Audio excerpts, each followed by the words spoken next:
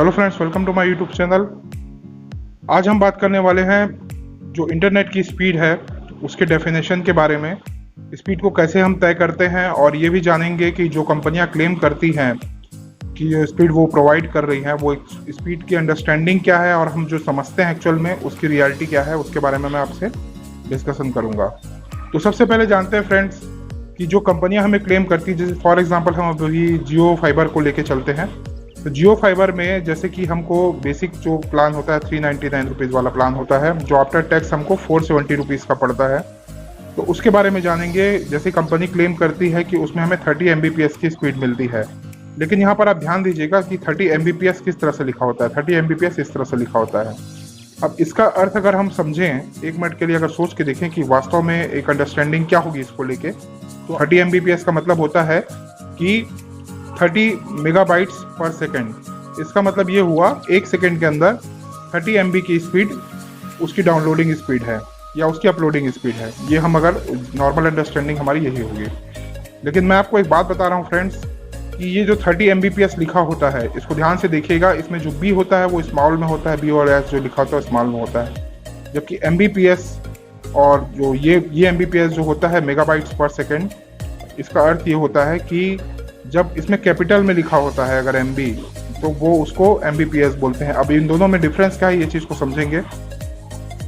8 bit का एक bite होता है, समझिएगा ध्यान से, 8 बिट्स के एक बाइट होते हैं। दैट मीन्स हम अगर 30 MB की स्पीड को सोचें तो एक्चुअल में जो कंपनी क्लेम करती है 30 MB, तो 30 MB डिवाइडेड बाय 8 करेंगे तो उसका जो एग्जैक्ट निकल के आएगा लगभग 3.5 MB से 4 MB के बीच में स्पीड आएगी। तो ये एक्चुअल स्पीड हमको जियो फाइबर का जो 399 वाला प्लान है उसमें मिलती है।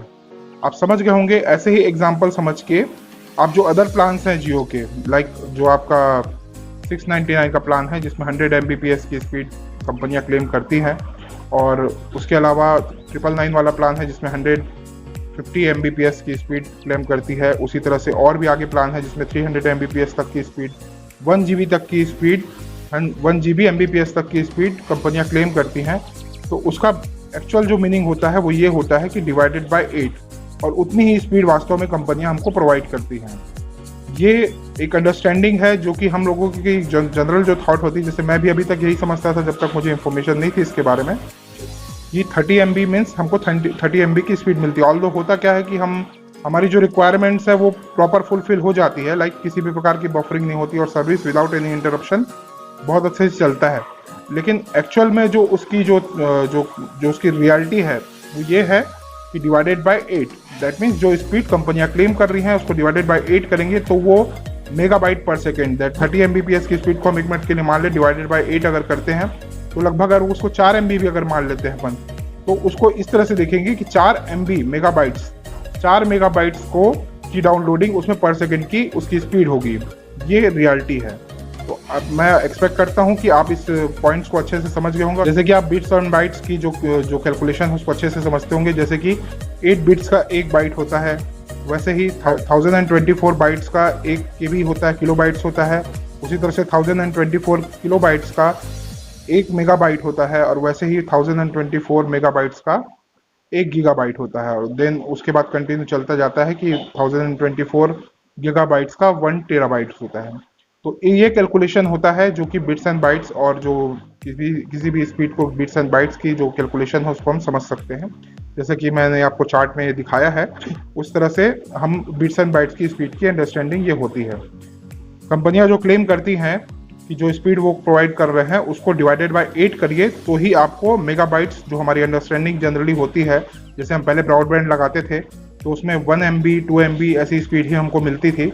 तो उसकी अंडरस्टैंडिंग को समझते हुए अभी जो कंपनियां क्लेम कर रही हैं उसको भी आप समझने का प्रयास करें, और कोई भी प्लान लेने से पहले किसी भी प्रकार से आप मिसगाइडेड ना हो और फैक्ट्स को अच्छे से समझ के ही प्लान को लें, और उसी तरह से उनके एग्जीक्यूटिव से बात करें और उसी तरह से उसे डील करें। तो एक्सपेक्ट करता हूं फ्रेंड्स कि आप लोगों को ये जो वीडियो है वो काफ़ी इंफॉर्मेटिव लगी होगी, और अगर आप लोग को ये वीडियो अच्छी लगी हो तो इसे लाइक करें, अन्य फ्रेंड्स के साथ शेयर करें ताकि उन्हें भी मेगाबाइट्स पर सेकेंड एंड मेगाबिट्स पर सेकेंड की जो डिफरेंस है वो समझ में आ सके। किसी भी जियो फाइबर या फिर अन्य किसी फाइबर या किसी भी ब्रॉडबैंड स्पीड को ब्रॉडबैंड का कनेक्शन लेते समय आप किसी भी प्रकार का आपको कंफ्यूजन ना हो, इसलिए आपको ये जानकारी बहुत ज़रूरी है।